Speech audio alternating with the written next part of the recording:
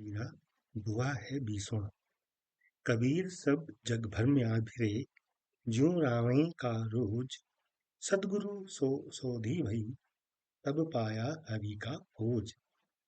कबीर इस दोहे में सतगुरु की महिमा का वर्णन कर रहे हैं। कबीर कहते हैं कि पूरे संसार में, इस सारी दुनिया में घूमता फिरा, भ्रमण किया, लेकिन मुझे राम नहीं मिले। जैसे नील गाय होती है, चंचल होती है, एक जगह स्थिर नहीं रहती और अपने झुंड से वो बिछड़ जाती है, उसी तरह मनुष्य भी माया, मोह और इच्छाओं के कारण, अज्ञान के कारण भटकता रहता है।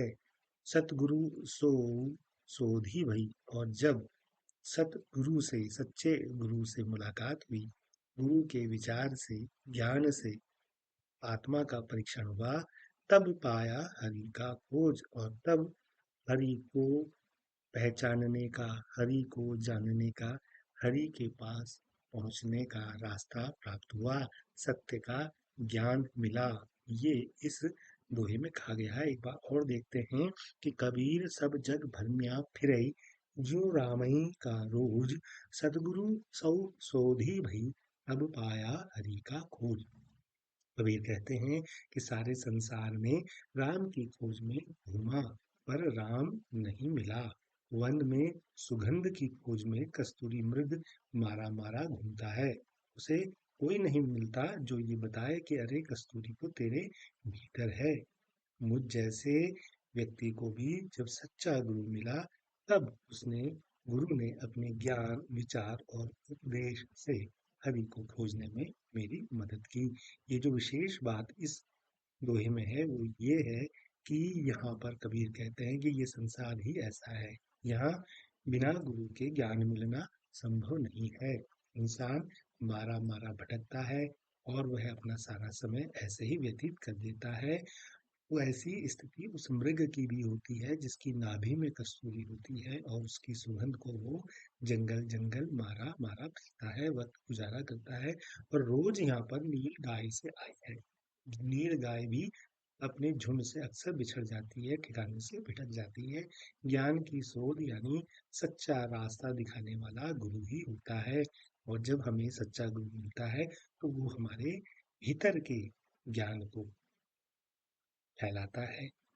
हमारे भीतर ही हमारा ईश्वर है, सच्चे काम, अच्छे काम के लिए हमें उकसाता है, और तब हमें इस संसार में जीने का मकसद पता चलता है। तो ये दोहा भी गुरु की महिमा का वर्णन करता है। और यहाँ पर उपमा अलंकार है। अब उपमा अलंकार क्या है कि जब किसी वस्तु, व्यक्ति या स्थिति की किसी दूसरे वस्तु से, जैसे ज्यों, समान, सा, सी आदि शब्दों से तुलना की जाती है, तो वहां पर उपमा अलंकार होता है।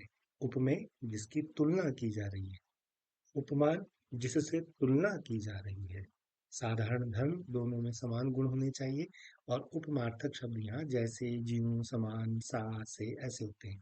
अब हम इस दोहे में देख लेते हैं कि कबीर सब जग भरमिया फिरे, ज्यों रामे का रोज। यहाँ पर कबीर ये कहते हैं कि संसार में जो है मनुष्य, यानी मैं भी और मनुष्य भी भटकता हुआ मनुष्य है। कैसे?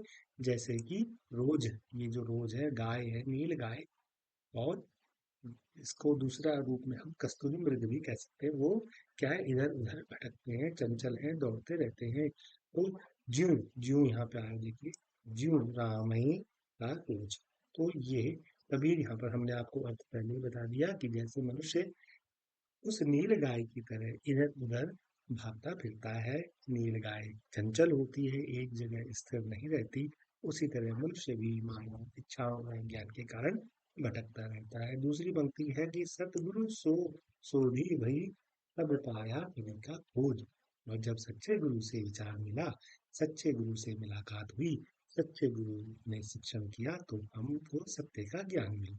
तो यूं रामे का रोज के कारण यहाँ पे उपमा अलंकार है, क्योंकि मनुष्य के संसार में भटकने भटकने की तुलना नीलगाय के भटकने से की गई है। तो ये दोहा बहुत ही महत्वपूर्ण है। एक बार फिर गुरु की महिमा का वर्णन यहाँ पर है। गुरु ही है जो हमें अंधकार से प्रकाश की ओर ले जाते हैं।